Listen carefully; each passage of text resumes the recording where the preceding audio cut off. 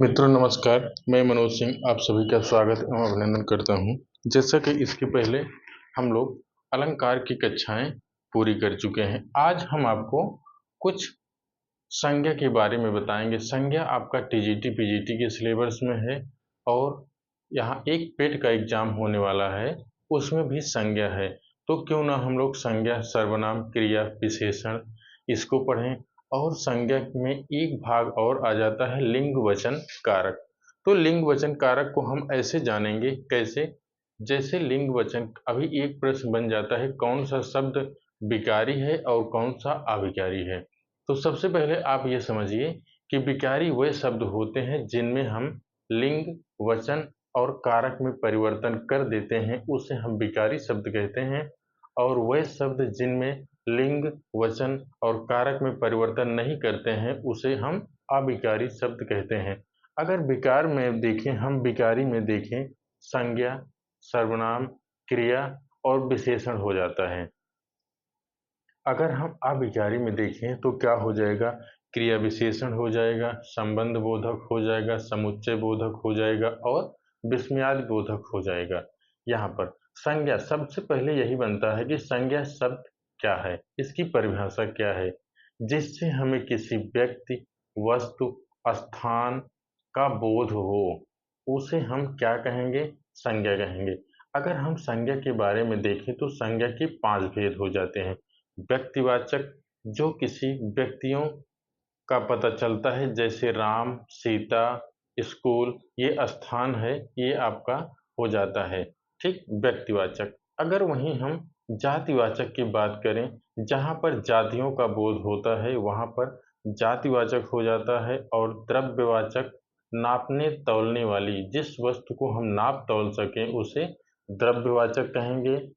और उसके बाद समूहवाचक, समूह, जहाँ पर समूह जब पता चलता है हमें समूह, तो वहाँ पर समूहवाचक हो जाएगा। भाववाचक, हाँ, भाववाचक को अगर हम देखें तो भाव तो हमको दिखता नहीं है, इसके रंग रूप आकार को हम देख नहीं सकते हैं, लेकिन आभास कर सकते हैं, तो भाववाचक। यहाँ पर आप देखिए, हमने संज्ञा के 5 भेद आपको बताए, लेकिन कुछ विद्वान जैसे कामता प्रसाद गुरु जी के अनुसार 3 और कुछ विद्वान इसे 5 मानते हैं। तो मुख्यतः अगर देखा जाए तो इसे हम 5 ही मानते हैं। आइए हम लोग एक एक तरफ से जो है संज्ञा की परिभाषा, उसके प्रकार आज सभी को देखते हैं, ठीक। आइए सबसे पहले हम यही देखते हैं क्या, कि संज्ञा शब्द। संज्ञा शब्द की अगर हम बात करें, संज्ञा, अगर हम संज्ञा की बात करें तो संज्ञा को हम देखेंगे किन शब्दों से मिलकर बना हुआ है। तो ये शब्द हो जाता है सम, उपसर्ग हो जाता है और क्या, और उसमें आ जो है, आ क्या हो जाता है? आ आकारांत हो जाता है। सम का मतलब हो जाता है सम्यक, और ज्ञा का मतलब क्या हो जाता है? जानना या ज्ञान। और अकारांत, यहाँ पर आ लगा हुआ है तो अकारांत। अब यहाँ पर देखें, यहाँ आकारांत है, अभी यहाँ पर बड़ी ई की मात्रा होता तो ईकारांत हो जाता, अभी यहाँ ऊ की मात्रा होती तो उकारांत। लास्ट शब्द के अंत में जो शब्द होता है उसे हम अकारांत, इकारांत, उकारांत आदि शब्द से जानते हैं, ठीक। अब यहाँ अगर आप देखें, सबसे पहले समझने के लिए, अभी लिखने के लिए, अभी समझने के लिए, इसकी परिभाषा की अगर हम बात करें संज्ञा की,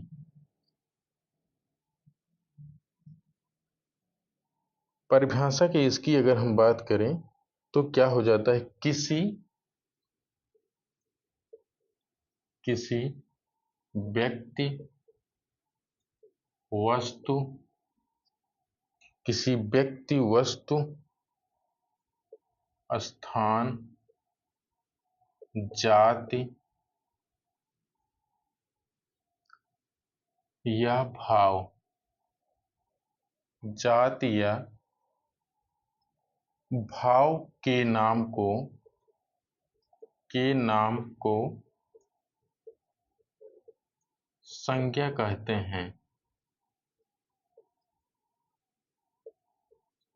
ठीक। यहाँ पर देखिए, किसी व्यक्ति, वस्तु, स्थान, जात या भाव के नाम को हम संज्ञा कहते हैं। जैसे हम आपसे कहें एक प्रश्न, एक उदाहरण अगर देखें तो मोहन स्कूल जा रहा है।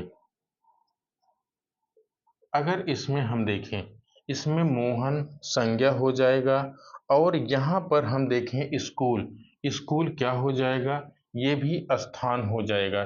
ठीक, मोहन और स्कूल दोनों जो है संज्ञा हो जाएंगे। अगर यहीं दूसरे स्थान पर दूसरे उदाहरण में हम कहें आम में मिठास है।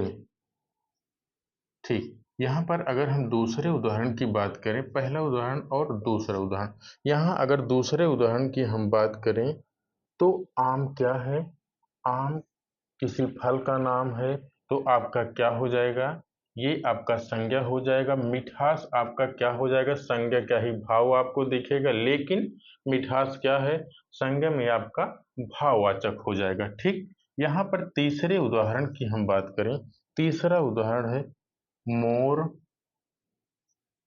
नाच रहा है, मोर नाच रहा है। ठीक, यहाँ पर हम देखें क्या हो जाएगा, मोर जो है एक पक्षी का नाम हो जाएगा। ठीक, एक पक्षी का नाम हो जाएगा। यहाँ पर आप देखें, इतने उदाहरण हमने आपको बताया, क्या बताया, हमने आपको बताया किसी व्यक्ति, वस्तु, स्थान या जात के भाव को, नाम को संज्ञा कहते हैं, और हमने आपको दो तीन उदाहरण बताया। ठीक, अब हम यहाँ पर देखते हैं कुछ विद्वानों के अनुसार, कुछ विद्वान संज्ञा के कौन कौन से भेद मानते हैं, उसे आपको हम बता रहे हैं। ठीक, यहाँ पर थोड़ा थोड़ा सा हम लोग पढ़ेंगे, क्योंकि संज्ञा, सर्वनाम, विशेषण, इससे एक प्रश्न आपका जरूर आ जाता है। तो यहाँ पर हम देखेंगे संज्ञा के प्रकार। अब यहाँ पर इतना तो आपको पता हो गया है। इसके पहले आइए आगे देखते हैं। आगे अगर देखा जाए तो सबसे पहले संज्ञा के प्रकार में हम देखें, सबसे पहले हमको क्या मिलता है, संज्ञा के प्रकार। संज्ञा के प्रकार आज तक हम यही दो देखते हुए आ रहे हैं। जैसे कौन सा, पहले हो जाएगा भाव, भाव या इसी को और आपका क्या कहेंगे, धर्म, और दूसरे नंबर पर क्या हो जाता है, वस्तु, वस्तु या इसी को आप पदार्थवाचक भी कह सकते हैं। ठीक, पदार्थवाचक। अब यहाँ हम देखते हैं इसके प्रकार और इसके प्रकार। भाव में हम देखेंगे सिर्फ एक आ जाता है, भाववाचक संज्ञा, जिससे हमें किसी का भाव पता चले वहां भाववाचक हो जाएगा। और यहाँ पर देखें पहला व्यक्तिवाचक, दूसरा जातिवाचक और तीसरा द्रव्यवाचक और चौथा समूहवाचक। ठीक, हाँ, यहाँ पर आपको हम बताएं संज्ञा के प्रकार दो प्रकार से हो सकते हैं। एक भाव, जो जिससे भाववाचक संज्ञा होता है, और उसके बाद वस्तु की अगर हम बात करें तो वस्तु से, वस्तु या पदार्थ से व्यक्तिवाचक, जातिवाचक, द्रव्यवाचक और समूहवाचक। यहाँ भाव से भाववाचक भाव समझ में आता है, वहाँ व्यक्ति से किसी व्यक्ति विशेष की बात होती है, जात में जातियों का वर्णन होता है, द्रव्य नापने तौलने वाली वस्तु जो होती है वो जो है द्रव्यवाचक होता है। समूहवाचक में समूह, जहाँ पर समूह आपको दिखे, कुछ इकट्ठा ज्यादा दिखे, वहां पर समूहवाचक हो जाएगा। ठीक, अभी हम देखें, इसको देखें वस्तु के आधार पर। अभी यही दूसरा हम देखते हैं संज्ञा के प्रकार, मुख्य रूप से जो माना जाता है पांच। अब यहाँ पर देखें संज्ञा के प्रकार वे हैं जो मुख्य रूप से हम जानते हैं। पहला हो गया व्यक्तिवाचक और दूसरा हो गया जातिवाचक। यहाँ संज्ञा की बात हो रही है। ठीक, हाँ, व्यक्तिवाचक जातिवाचक, तीसरे नंबर पर भाववाचक, समूहवाचक, और पांचवें नंबर पर द्रव्यवाचक संज्ञा। ठीक, यहां पर हम देखते हैं ये तो सर्वमान्य है, लेकिन यदि अगर आपसे पूछ ले तो कामता प्रसाद गुरु जी के अनुसार, अगर हम देखते हैं तो क्या होता है। यहाँ पर व्यक्तिवाचक में आपका कामता प्रसाद गुरु के अनुसार, कामता प्रसाद गुरु के अनुसार, कामता प्रसाद गुरु के अनुसार तीन प्रकार,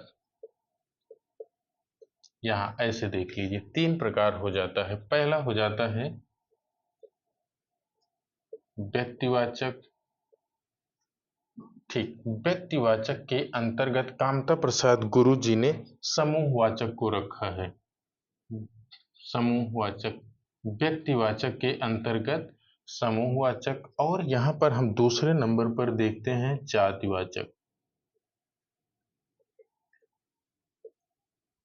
जातिवाचक संज्ञा, अगर इसमें हम देखते हैं तो आपका द्रव्यवाचक इसमें समाहित है कामता प्रसाद गुरु जी के अनुसार। अगर तीसरे की हम बात करें तो भाववाचक संज्ञा, भाववाचक संज्ञा, अर्थात कामता प्रसाद गुरु जी के अनुसार अगर हम देखें तो आपके संज्ञा के प्रकार तीन हो जाएंगे। ठीक, पहला व्यक्तिवाचक, और दूसरा जातिवाचक, और तीसरा भाववाचक। कामता प्रसाद गुरु के अनुसार हमने क्या बताया आपको, तीन। पहला व्यक्तिवाचक, जातिवाचक और समूहवाचक। कामता प्रसाद गुरु जी कहते हैं कि व्यक्तिवाचक के अंतर्गत हम समूहवाचक को रख सकते हैं और जातिवाचक संज्ञा के अंतर्गत द्रव्यवाचक को रख सकते हैं। आगे भाववाचक संज्ञा,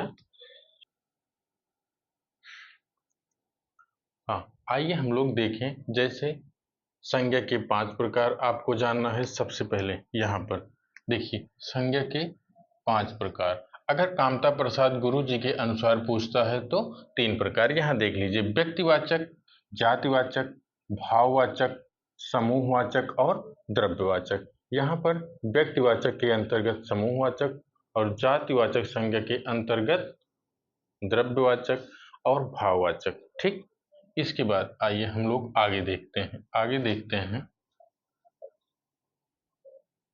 हाँ, अभी हमने आपको बताया था कि विकारी और अविकारी, यहीं पर इसको भी देख लेते हैं। विकारी किसे कहेंगे और अविकारी, नहीं तो चलिए उसको बाद में देखा जाएगा। अभी यहाँ संज्ञा के प्रकार हम लोग देख लेते हैं। सबसे पहला प्रकार क्या हो जाएगा। ठीक, अगर हम यहाँ पहले प्रकार की बात करें तो व्यक्तिवाचक संज्ञा।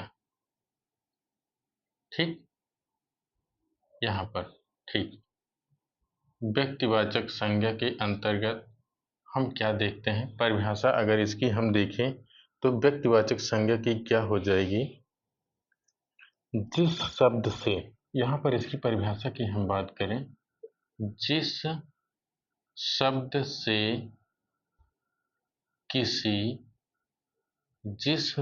से किसी एक व्यक्ति या वस्तु का बोध होता है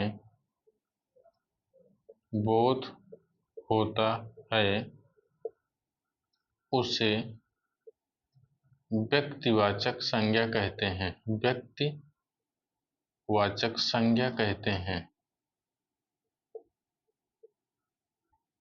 ठीक, अभी हमने आपको क्या बताया कि व्यक्तिवाचक संज्ञा की क्या परिभाषा है, जिस शब्द से किसी एक व्यक्ति या, हाँ, एक व्यक्ति या वस्तु का, अर्थात एक वस्तु का बोध हो तो वहां पर व्यक्तिवाचक संज्ञा होता है। जैसे आपसे हम बताएं, इसमें तो कई प्रकार हैं, लेकिन एक एक प्रकार हम देखते और लिखते हुए आगे चलेंगे। पहले नंबर पर अगर हम देखें तो पहले नंबर पर क्या हो जाएगा? व्यक्तियों के नाम। व्यक्तियों के नाम। अगर व्यक्तियों के नाम के हम बारे में बात करें आपसे, राम, श्याम, सीता, गीता आदि शब्द जो है आपके क्या हो जाएंगे? हाँ, यहाँ पर अगर हम जैसे नदियों के नाम कह सकते हैं, किसी का नाम गंगा और यमुना, तो यहाँ पर किसी व्यक्ति का नाम हो जाता है। ठीक है। अगर यही दूसरे नंबर पर हम देखें तो क्या हो जाता है? दूसरे नंबर पर दिशाओं के नाम। दिशाओं के नाम पे अगर हम जाएं तो क्या हो जाता है? उत्तर, दक्षिण, पूर्व और पश्चिम। ठीक, ये आपकी क्या है? दिशाओं के नाम। अगर एक प्रश्न यहाँ से ये बन जाता है कि दिशाओं के नाम अगर हम देखते हैं तो दिशाएं तो ऐसी कितनी होती हैं? दिशाएं तो 10 होती हैं।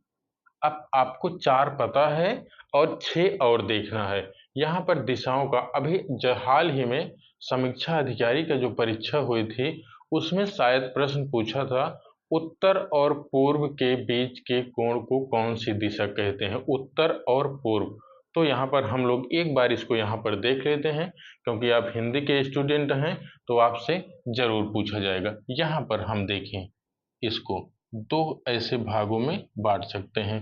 तो अगर मैप के अनुसार हम देखें तो सबसे पहले उत्तर दिशा हो जाएगी।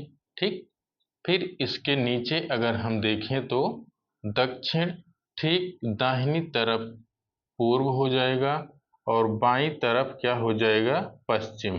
ठीक, अब 4 तो आपको पता है। अब यहाँ से ऐसे कोण पर 3-4 दिशाएं और हो जाती हैं। कौन कौन सी हो जाएंगी?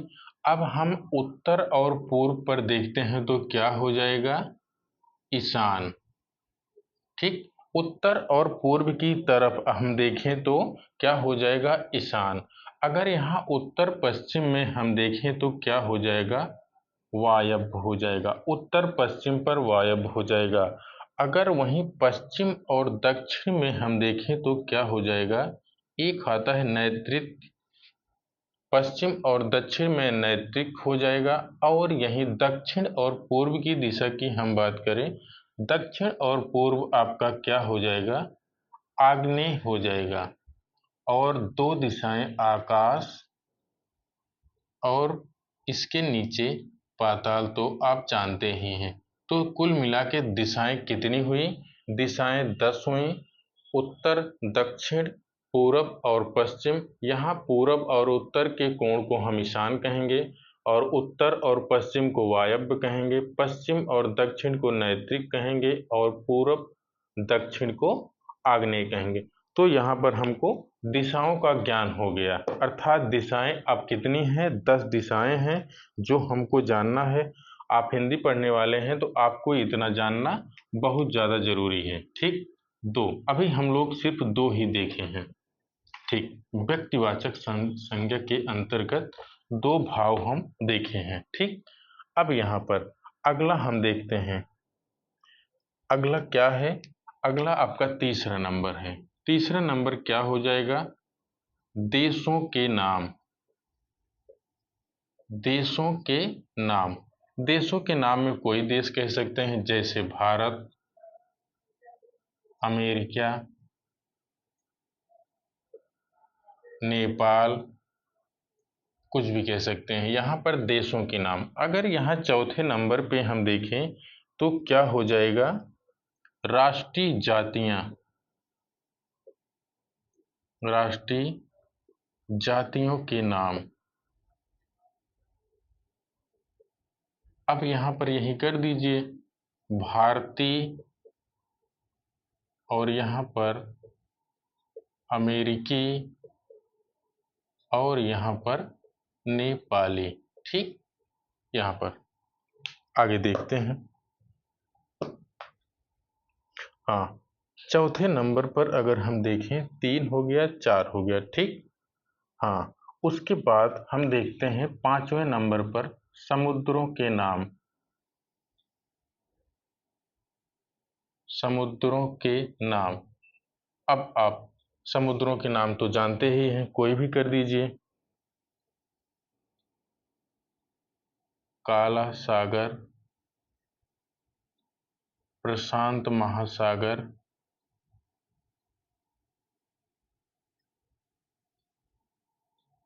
आदि जितने हैं, आप समुद्रों के नाम जो है इस तरीके से रख सकते हैं। अगला है नदियों के नाम।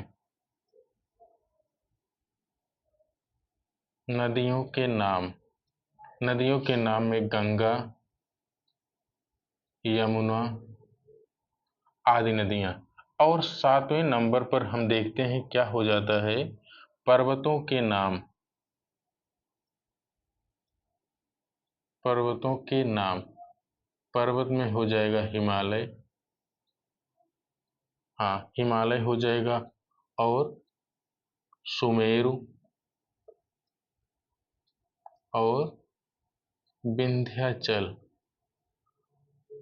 ठीक, विंध्याचल है तो पर्वत कहने की यहाँ कोई आवश्यकता नहीं है, ठीक, क्योंकि विंध्य खुद पर्वत का ही है। ठीक है, इसके बाद अगला हम देखते हैं नगरों के नाम। नगरों के नाम। नगर जब से सबसे पहले हो गया क्या, मुंबई, प्रयागराज आदि आदि, आप जितने नगरों के नाम हैं यहाँ कह सकते हैं। ठीक, अभी हमने आपको क्या बताया, हमने आपको बताया कि व्यक्तिवाचक संज्ञा के अंतर्गत कौन कौन से हो सकते हैं। तो हमने आपको बताया देशों के नाम। देशों के नाम में अगर हम देखें तो कौन सा देश हो जाएगा, जैसे भारत, अमेरिका, नेपाल। वहीं अगर राष्ट्रीय जातियों की हम बात करें तो क्या हो जाएगा, भारतीय हो जाएगा, अमेरिकी हो जाएगा और नेपाली हो जाएगा। यही समुद्रों के नाम हम देखें, समुद्रों के नाम में काला सागर, प्रशांत महासागर, हिंद महासागर, अटलांटिक महासागर आदि महासागर जो हैं वो आपके यहाँ हो जाएंगे। नदियों के नाम गंगा, यमुना, सरस्वती, केन, बेतवा आदि, ब्रह्मपुत्र जितनी नदियां हैं सभी जो है क्या हैं, सभी आपके व्यक्तिवाचक के अंतर्गत आ जाएंगे। पर्वतों के नाम हिमालय, सुमेर, विंध्याचल, इंडीज पर्वत आज जितने पर्वत हैं सब आपके जो है व्यक्तिवाचक संज्ञा के अंतर्गत आएंगे। नगरों के नाम भी मुंबई, प्रयागराज, दिल्ली, कलकत्ता आदि जो हैं ये सब आपके व्यक्तिवाचक संज्ञा के अंतर्गत आएंगे। ठीक है, आगे इसके बाद हम लोग देखते हैं क्या है। ठीक, अगला है, हाँ, सड़क या 94वें नंबर पर हम देखते हैं सड़क या चौराहों का नाम। चौराहों के नाम। अब यहाँ आप कोई भी चौराहा का नाम ले सकते हैं, जैसे हमने कहा इलाहाबाद में सुभाष चौराहा। ठीक, अब यहीं हम कह दें बैंक रोड। ठीक, अब यहाँ पर किसी व्यक्ति विशेष का नाम अगर पता चले, व्यक्ति का नाम मतलब ऐसा चौराहा जैसे किसी एक जगह का बोध हो तो वहां पर हो जाएगा व्यक्तिवाचक। ठीक है, अगला हम देखते हैं पुस्तकों के नाम। पुस्तकों के नाम। अगर पुस्तकों के नाम के बारे में हम बात करें तो सबसे पहले रामायण, दूसरे नंबर पर महाभारत, तीसरे नंबर पर रामचरितमानस। ये सब पुस्तकें जो हैं ये सब व्यक्तिवाचक संज्ञा के अंतर्गत आ जाएंगे। ठीक है, अब यहाँ हम देखें 11 नंबर पर दिनों के नाम। दिनों के नाम। दिनों के नाम में अगर हम देखें तो सोमवार, मंगलवार, बुधवार आदि आप दिनों के, हाँ, आदि आप दिनों के नाम तो जानते ही हैं। कुल 7 दिन होते हैं। यहाँ 12वें नंबर पर जो आपको जानना है आपके लिए बहुत जरूरी है। यहाँ पर हम देखते हैं, चलिए, यहाँ सड़क चौराहों के नाम, पुस्तकों के नाम और दिनों के नाम। अगला हम 12 नंबर पर देखते हैं जो आपके लिए बहुत जरूरी है, आपकी परीक्षाओं में पूछा जा सकता है। ठीक, तो यहाँ 12 नंबर पर हम लोग देखते हैं महीनों के नाम। महीनों के नाम। अब यहाँ महीने में आपको जनवरी फरवरी नहीं याद करना है। यहाँ आपको हिंदी के महीने चैत वैशाख ज्येष्ठ आषाढ़ सावन भादो जो है उसको आपको याद करना है। कैसे, आइए देखते हैं। ये परीक्षाओं में शायद 2016 के प्रश्न पत्र में महीनों के नाम में एक महीने के नाम पूछा गया है। ठीक, कैसे क्या क्रम है वो परीक्षा का प्रश्न देखने पर पता चलेगा, लेकिन पूछा जरूर गया है। तो यहाँ पर हम देखें, पहले नंबर पर चैत्र। अगर दूसरे नंबर पर बात करें तो वैशाख। ठीक, अगर तीसरे नंबर पर हम देखें चैत वैशाख और उसके बाद ज्येष्ठ।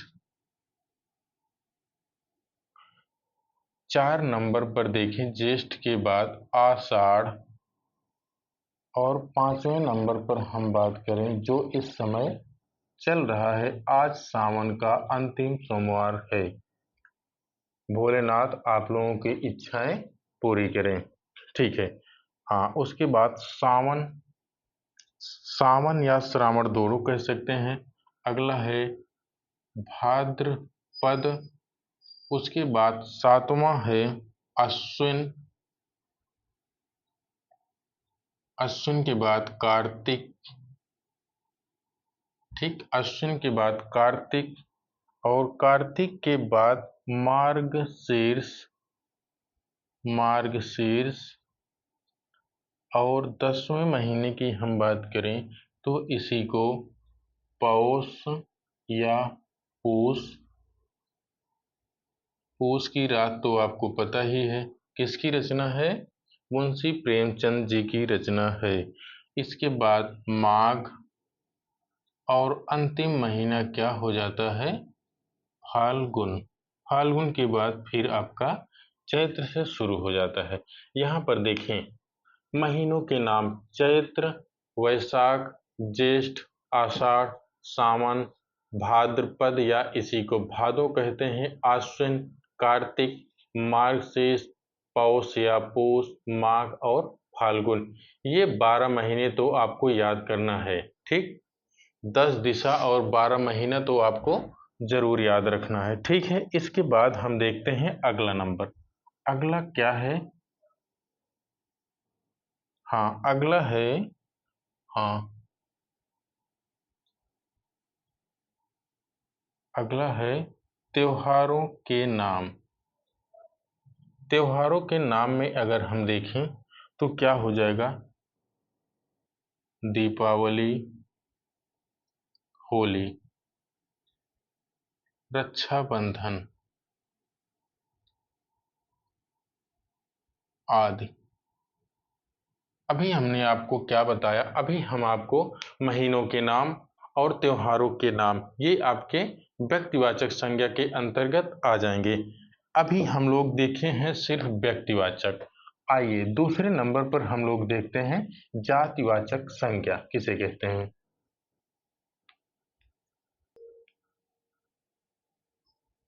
हाँ, आइए मित्रों, हम लोग जातिवाचक संज्ञा को देखते हैं। जातिवाचक संज्ञा की अगर हम परिभाषा की बात करें तो क्या कहेंगे, जिस संज्ञा शब्द द्वारा एक संपूर्ण जाति का, जिस संज्ञा शब्द के द्वारा किसी एक संपूर्ण जात के बारे में पता चलता है या बोध होता है, तो वहां पर हम क्या कहते हैं, जातिवाचक संज्ञा कहते हैं। ठीक, अगर जातिवाचक संज्ञा में हम बात करें तो क्या हो जाएगा, संबंधियों के नाम।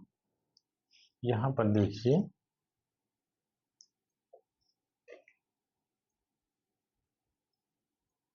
संबंधियों के नाम। अगर संबंधी आपके जो भी हैं, तो उन सब का जातिवाचक हो जाएगा, जैसे भाई, बहन, आदि। आदि जितने संबंधी हैं आपके, सब आपके जातिवाचक में हो जाएंगे। दूसरे में अगर हम बात करें तो व्यवसायों या पदों के नाम, व्यवसायों या पदों के नाम, व्यवसाय या पदों के नाम। तो इसमें आपका क्या हो जाएगा, व्यवसाय या पद के नाम में अगर हम देखें तो क्या हो जाएगा, जैसे अध्यापक या प्रोफेसर, आप जो भी कहेंगे वो सब आपके जातिवाचक के अंतर्गत आ जाएंगे। यहीं अगर हम तीसरे नंबर पर बात करें तो क्या हो जाएगा, हाँ, व्यवसाय या पदों के नाम में अगर हम देखें तो आपको वहाँ हो जाएंगे। ठीक अगर 4 नंबर पर हम देखें तो 3 नंबर पर पशु पक्षियों के नाम, पशु पक्षियों के नाम, पशु पक्षियों के नाम के अगर हम बारे में देखें तो क्या हो जाएगा, गाय, घोड़ा, आदि। आदि ये शब्द क्या हैं, जो आपके जातिवाचक के अंतर्गत आ जाएंगे। अगर अगला हम देखते हैं, अगला वस्तुओं के नाम, वस्तुओं के नाम। अब वस्तुओं के नाम में हम देखें क्या हो जाएगा, घर, घड़ी, कुर्सी, आदि। आदि शब्द आपके क्या हो जाएंगे, जातिवाचक संज्ञा के अंतर्गत हो जाएंगे। यहाँ पर हम देखें प्राकृतिक तत्वों के नाम, प्राकृतिक तत्वों, हाँ, यहाँ पर हम देखें प्राकृतिक तत्वों के नाम। तत्वों के नाम में अगर हम देखें तो क्या हो जाएगा,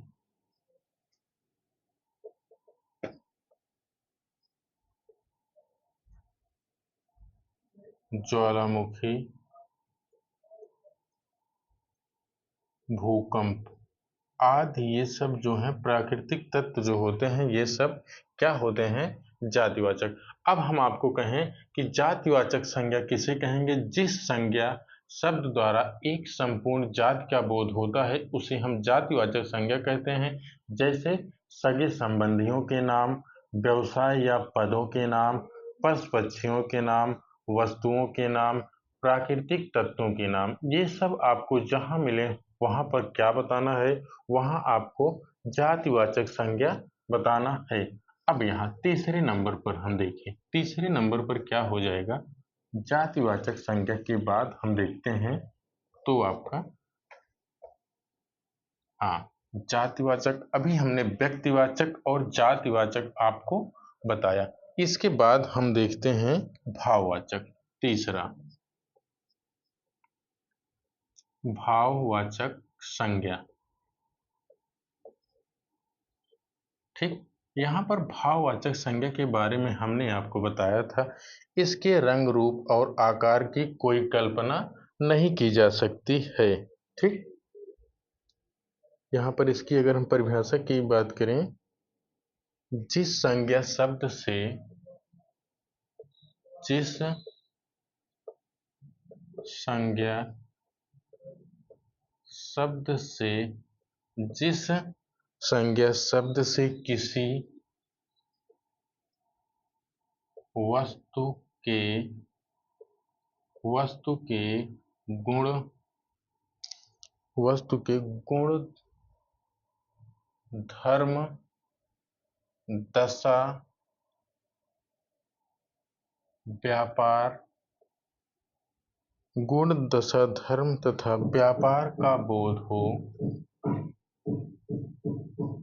बोध हो तो उसे भाववाचक संज्ञा कहते हैं। भाववाचक संज्ञा कहते हैं। पहली परिभाषा। अगर यही हम दूसरी परिभाषा की बात करें तो यहाँ पर देखते हैं दूसरे में क्या हो जाता है। भाववाचक संज्ञा। भाववाचक संज्ञा धर्म या भाव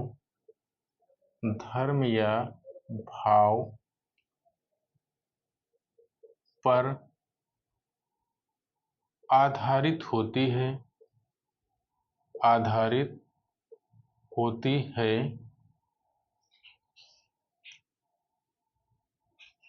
हाँ, इसलिए यह भाव पर आधारित होती है, इसलिए इसके रंग, रूप व आकार की कोई कल्पना नहीं होती। की कोई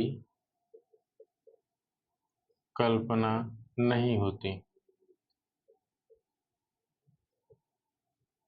ठीक। हाँ, हमने आपको बताया कि भाववाचक संज्ञा जिस संज्ञा शब्द से किसी वस्तु के गुण, धर्म, दशा, व्यापार का बोध होता है तो उसे भाववाचक संज्ञा कहते हैं। भाववाचक संज्ञा धर्म या दूसरी परिभाषा।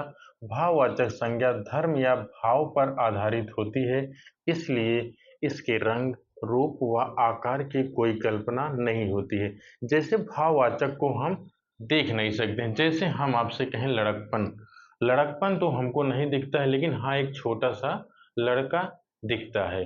अभी हम कहें बुढ़ापा, क्या बुढ़ापा आपको दिखता है? नहीं दिखता है।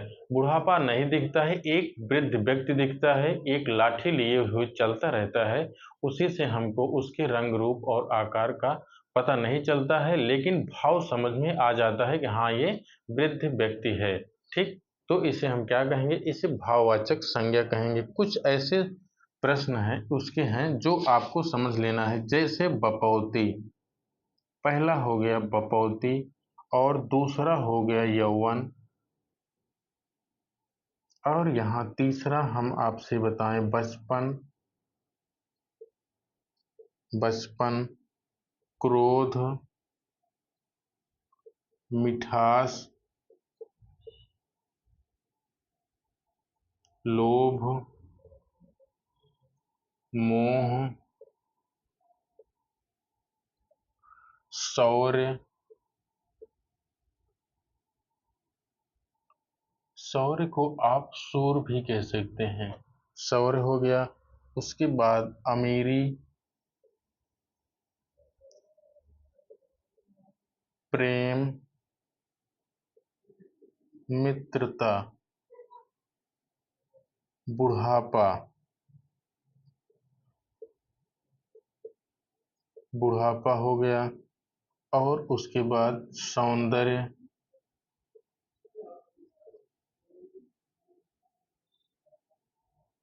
सुंदरता, लड़कपन आदि। हाँ, आदि शब्द जो है शीतलता, एक भी कर लीजिए शीतलता। ये प्रश्न लगभग लगभग आपसे पूछे गए हैं। आदि शब्द, ठीक, यहाँ पर आदि आपके जितने भी शब्द कुछ ऐसे इसमें से आपके प्रश्न में इतने ही पूछे गए, लगभग लगभग यहीं से आपका काम हो जाएगा।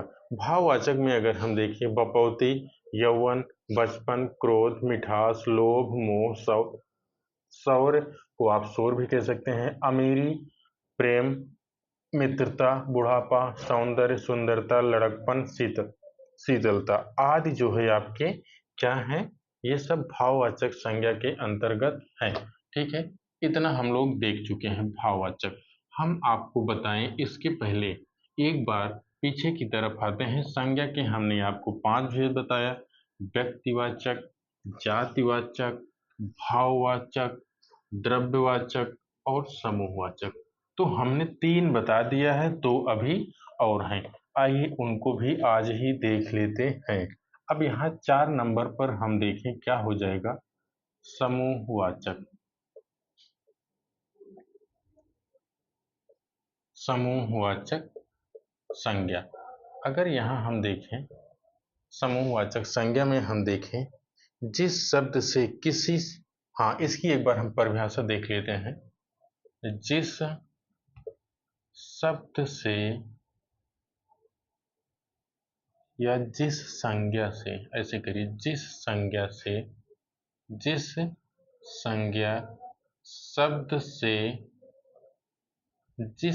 शब्द से किसी व्यक्ति, वस्तु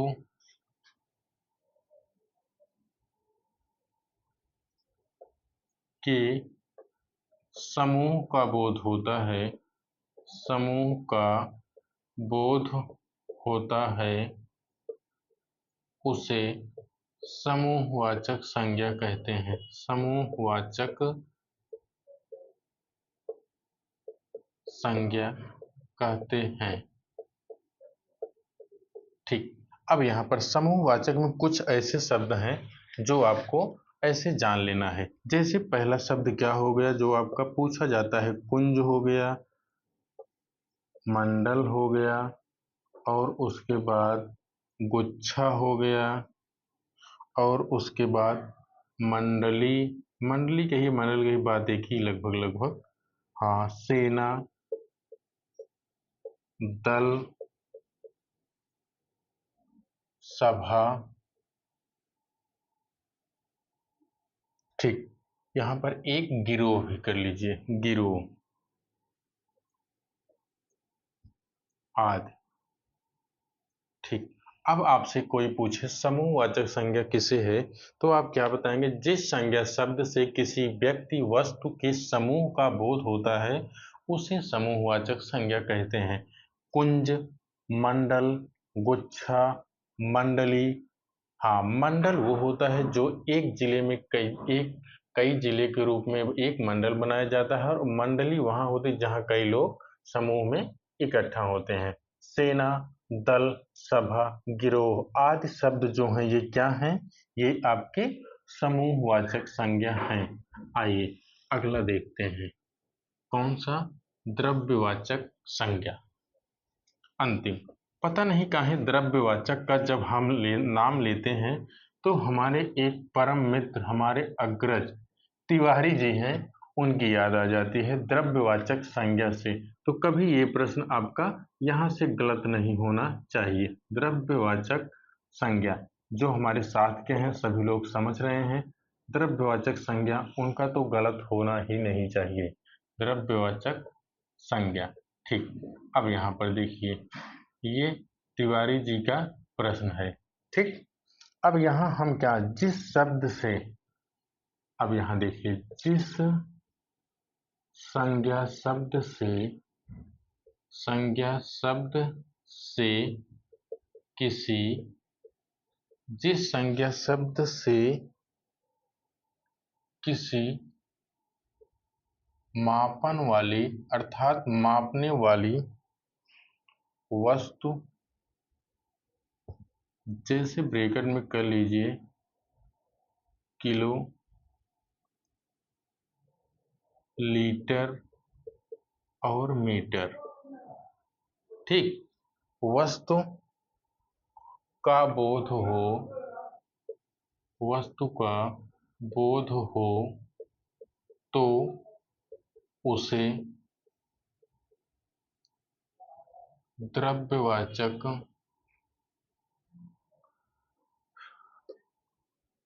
संज्ञा कहते हैं। ठीक, अब हमने आपको बताया कि जिस संज्ञा शब्द से किसी मापन करने वाली वस्तु किलो, लीटर, मीटर का बोध होता है उसे द्रव्यवाचक संज्ञा कहते हैं। इसमें कुछ उदाहरण हम देख लेते हैं, कौन सा हो जाएगा? जैसे गेहूं,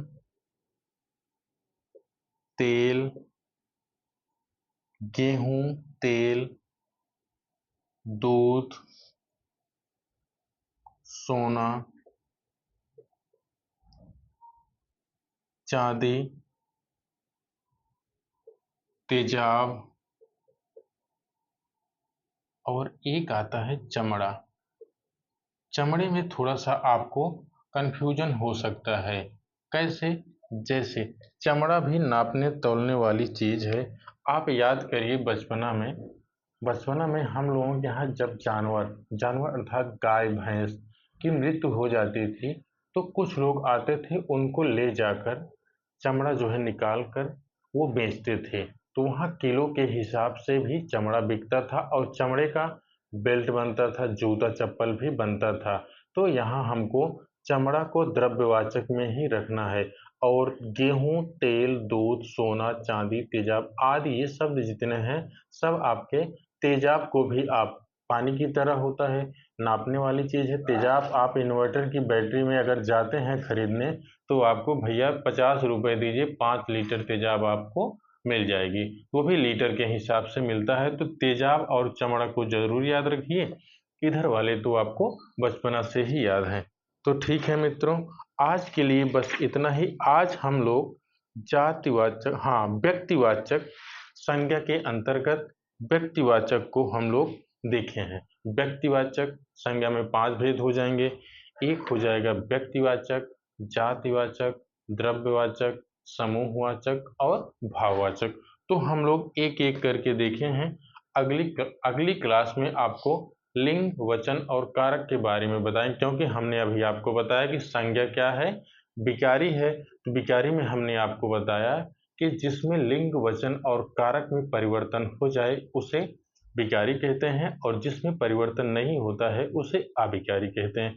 तो लिंग, वचन और कारक को आप जानेंगे तभी तो पता पाएंगे कि कौन सा विकारी है और कौन सा विकारी नहीं है। तो ठीक मित्रों, बस आज के लिए इतना ही। अगर आपको क्लास अच्छी लगे तो चैनल को सब्सक्राइब कीजिए और लाइक कीजिए, और एक दूसरे के पास, जिसके पास नहीं पहुंच पा रहा उसके पास पहुंचाने का प्रयास करिए। ठीक है मित्रों, तब तक के लिए नमस्कार। अगली क्लास में आपसे फिर मिलते हैं। नमस्कार बंधुओं।